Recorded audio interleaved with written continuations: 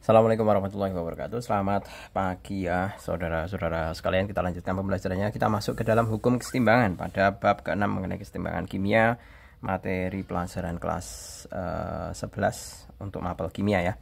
Nah, Pak Jul tidak akan terangkan panjang lebar. Misalkan saja Pak Jul punya sebuah reaksi Na ditambah Mb menjadi Kc ditambah Lc. Nah, ini masing-masing koefisien ya. Ini koefisien. Ini D. Nah, maka kita bisa menghitung mengenai mekanisme hukum kesetimbangannya atau tetapan kesetimbangannya, Kc-nya ya. Itu dengan cara konsentrasi products dibagi dengan konsentrasi pereaksi. Nah, seperti ini. Berarti Kc-nya berapa? Kc-nya sama dengan konsentrasi C dipangkatkan K dikalikan dengan konsentrasi D dipangkatkan L dibagi dengan konsentrasi A dipangkatkan N dikalikan dengan konsentrasi B dipangkatkan M. Nah, secara umum seperti ini mengenai tetapan kesetimbangan. Jadi bisa dikatakan sebagai hasil perkalian dari masing-masing konsentrasi produk dibandingkan dengan konsentrasi pereaksi. Jangan lupa dipangkatkan dengan koefisiennya. Gitu. Nah, coba kita langsung ke latihan soalnya. Yang pertama, tetapan kesetimbangan dipengaruhi konsentrasi produk dan reaktan saat reaksi. Produk dan reaktan, pereaksi. Benar ya? 2. Konsentrasi reaktan yang bereaksi sama dengan saat terjadi kesetimbangan. Nah, itu salah. Soalnya apa? Nanti kalau kita bisa membuat seperti ini ya, nanti kita tuliskan mekanisme pengerjaannya. Mb jadi Kc plus Ld kayak gini ya. Nah, itu nanti ada mula-mula reaksi. Nah, nanti setimbang di sini. Setimbang itu diperoleh dari apa? Dari konsentrasi mula-mula dikurangi reaksi. Seperti itu. Jadi nanti di sini ada nilainya. Ada nilainya. Ini ada nilainya. Nah, ini juga ada nilainya. Ingat, bagian sini nanti penyesuaiannya yang untuk yang di bagian sini ya. Penyesuaiannya itu nanti mengikuti yang sebelah sini. Diingat-ingat. Gitu. Jadi kalau di sini dikatakan konsentrasi reaksi yang bereaksi kan di sini nih. Sama dengan saat terjadi kesetimbangan. Kalau kesetimbangan itu di sini. Berarti kan tidak sama. Nah, berarti ini salah ya. Kemudian jumlah mol produk saat setimbang sama dengan hasil reaksi. Ini setimbang. Hasil reaksinya dengan ini. Ya, tentunya tidak sama. Ya kan? Tidak sama mengenai jumlah produk saat apalagi jumlah mol. Itu pasti berbeda. Kemudian tetapan kesetimbangan bernilai sama untuk kedua arah reaksi. Salah. Tetapan kesetimbangan itu nanti ada sifat-sifat tersendiri. Jadi kalau misalkan reaksinya dibalik itu bagaimana? Itu nanti ada aturannya sendiri, ada sifatnya sendiri. Nanti kita akan pelajari di bagian belakang ya. Kemudian yang kelima, Kc, reaksi bla bla bla tidak dipengaruhi konsentrasi CaO. Kita lihat CaO. CaO fasenya solid ya, padat. Tidak dipengaruhi konsentrasi CaO. Benar. Karena apa? Kalau kita menghitung tetapan kesetimbangan, itu yang dihitung itu hanya yang berfasa gas maupun aqueous. Jadi kalau ada fasanya S atau solid atau bisa dikatakan padatan, itu tidak bisa masuk ke dalam perhitungan tetapan kesetimbangan. Seperti itu.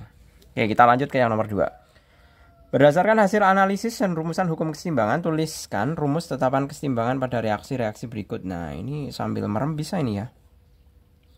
Ini asumsinya sudah di setara ini. Nah, untuk yang pertama adalah jelas ya, konsentrasi CO dikalikan dengan konsentrasi Cl2 kemudian dibagi dengan konsentrasi CoCl2 seperti ini. Kemudian untuk yang B-nya, di sini ada fase aqueous dan juga gas ya.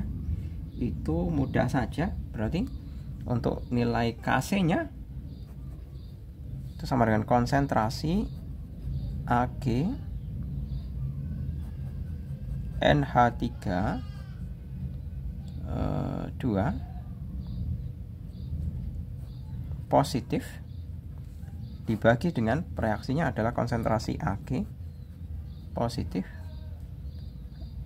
dikalikan dengan NH2. Nah, NH2 jangan lupa untuk koefisiennya di sini ada 2 ya. Berarti kita tulis 2 seperti ini. Lanjut untuk yang C. C juga sama saja. Gampang ya, ini sambil merem ini. Seandainya soal ujian kayak gini ya, tapi ya nggak menantang sama sekali sih. FeSCN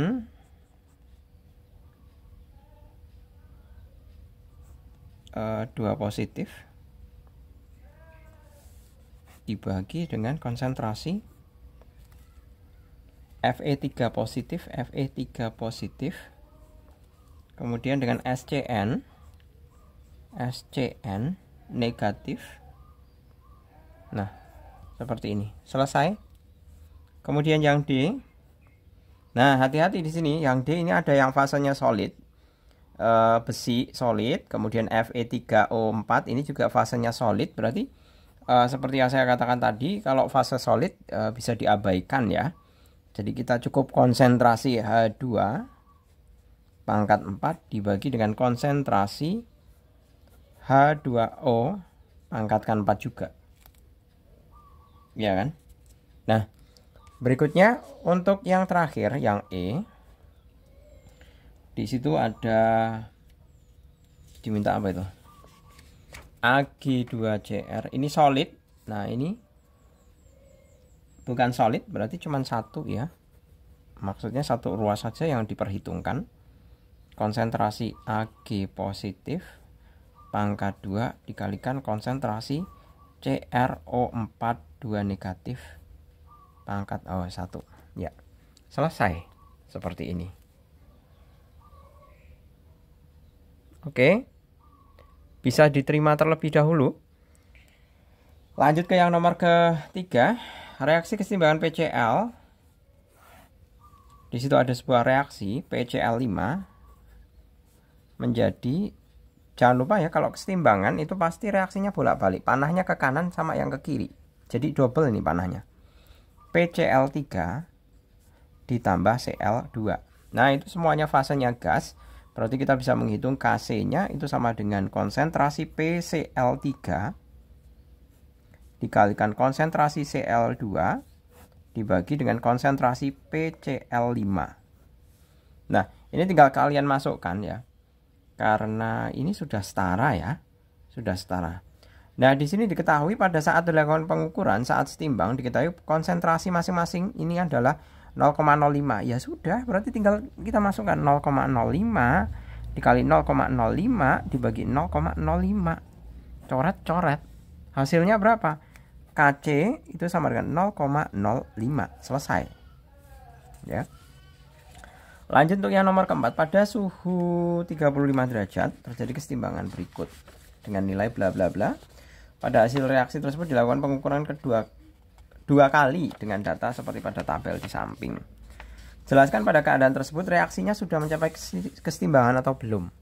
Nah, manakala sebuah reaksi itu mencapai kesetimbangan atau belum, itu bisa diidentifikasi dari nilai Kc-nya. Kalau misalkan Kc-nya sama dengan yang di sini, dengan yang di statementkan di sini ya, itu berarti dia sudah tercapai kesetimbangan. Nah, sekarang pertama adalah kita rumuskan terlebih dahulu mengenai rumusan Kc-nya. Kc itu sama dengan konsentrasi Hi pangkat 2 ya, dibagi dengan konsentrasi I2 dikali konsentrasi H2. Nah, seperti ini. Nah, padahal di sini ada dua buah perhitungan. ya, pengukuran 1 dan 2. Kita cross check 1. KC1, KC1 itu sama dengan 0,01 semua nih. 0,01 kuadrat per 0,01 kali 0,01. Nah, ini bisa dihilangkan, dicoretnya sama dengan 1. Nah, 1 itu kurang dari 60. Dimana 60 itu kan notabene dia sebagai KC-nya. Ya kan? Berarti di sini tidak terjadi kesetimbangan. Kesetimbangan. Kemudian kalau kita pakai percobaan yang kedua, KC 2 sama dengan, nah ini tinggal dimasukkan HI-nya 0,6 ya. 0,6 kuadrat dibagi dengan 0,02 kali 0,3 nih, seperti ini.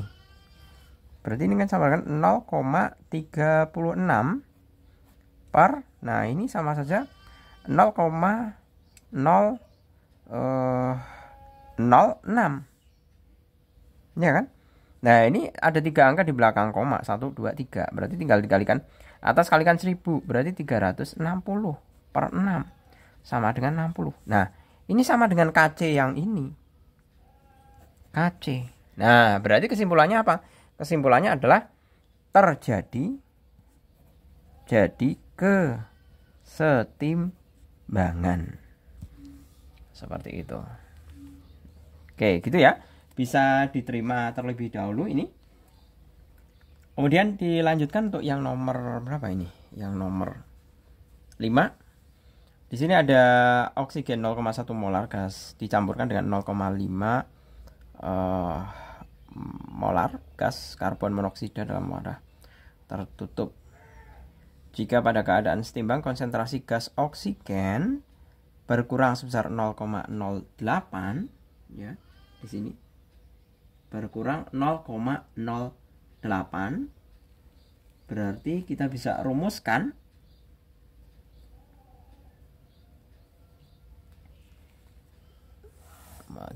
dulu mengenai reaksinya ya. Di situ ada 2CO, ini nomor 5.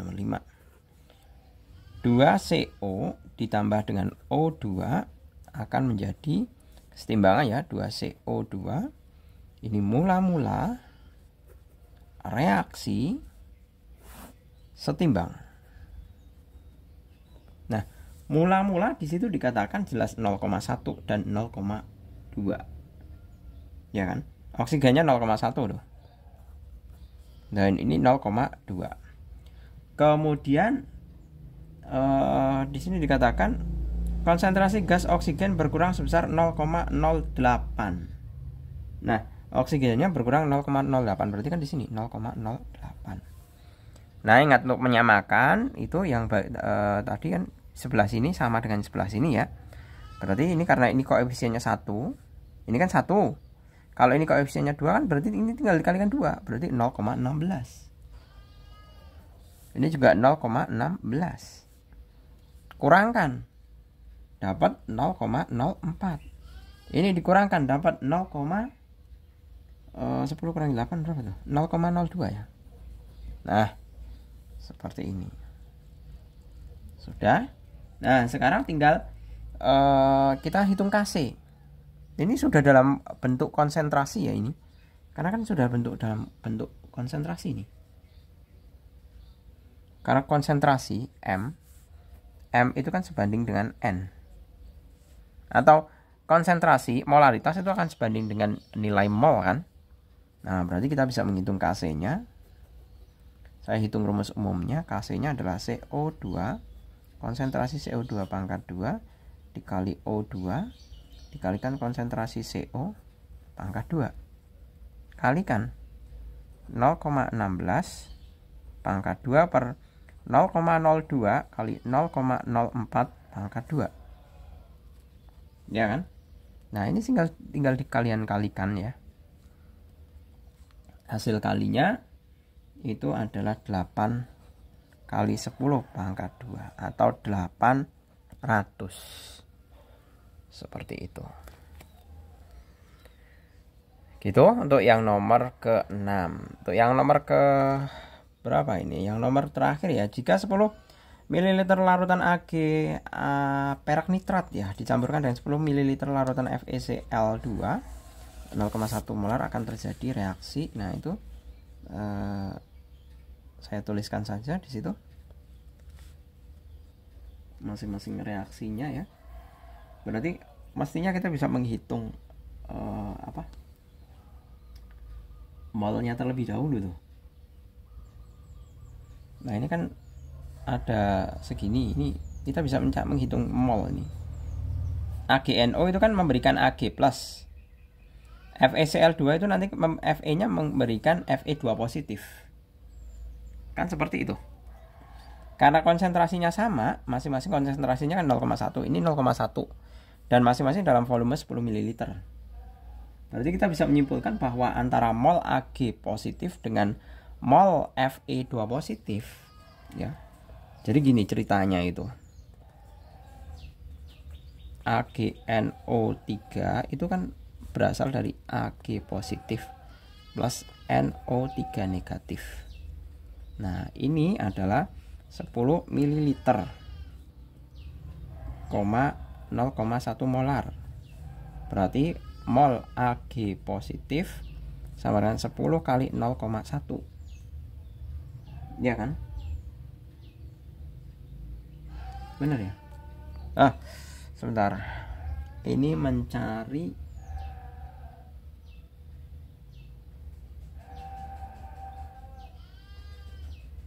sebenarnya konsentrasi itu mol per volume.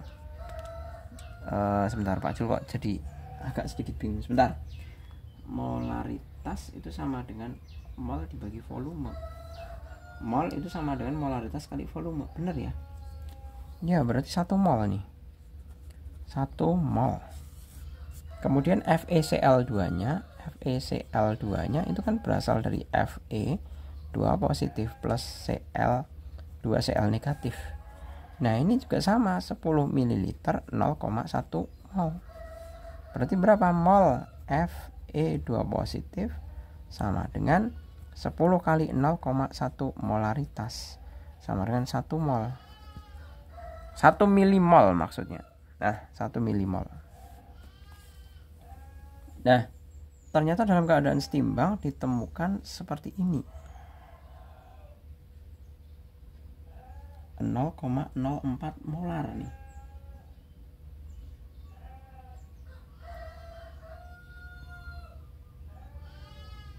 Nah,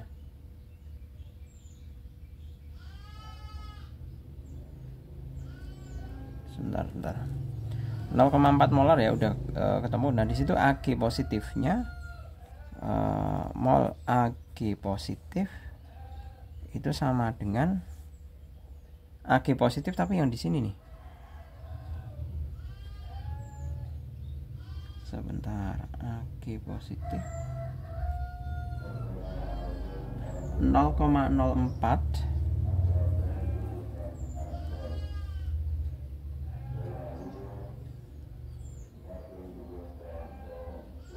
20 ya, sama dengan 0,8 mol, milimol.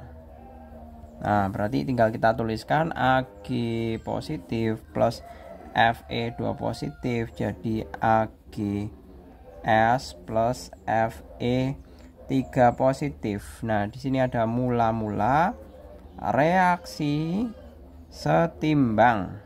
Nah, mula-mulanya adalah 1 mol, ini 1 mol, kemudian reaksinya adalah milimol ya.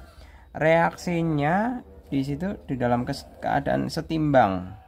Konsentrasinya 0,8. Nah, berarti kan di sini otomatis adalah 0,2. Ini 0,2, ini saya garis dulu. Kalau ini kan 0,2 tapi ini kan nggak ikut dalam kesetimbangan ini karena fasenya solid ya. Kemudian di sini 0,2, berarti ini juga 0,8. Nah, kemudian kita bisa menghitung untuk masing-masing tentukan konsentrasi ion pada saat setimbang. Konsentrasi ion. Nah, pada saat setimbang ini, nah ini adalah milimol. Nah, otomatis kalau kita diminta untuk mencari molaritasnya MFE3 positif ya, itu kan sama saja mol kalikan dengan volumenya. Iya kan? Mol dikalikan dengan berapa ini tadi? 0,2 dikalikan 20 milimol.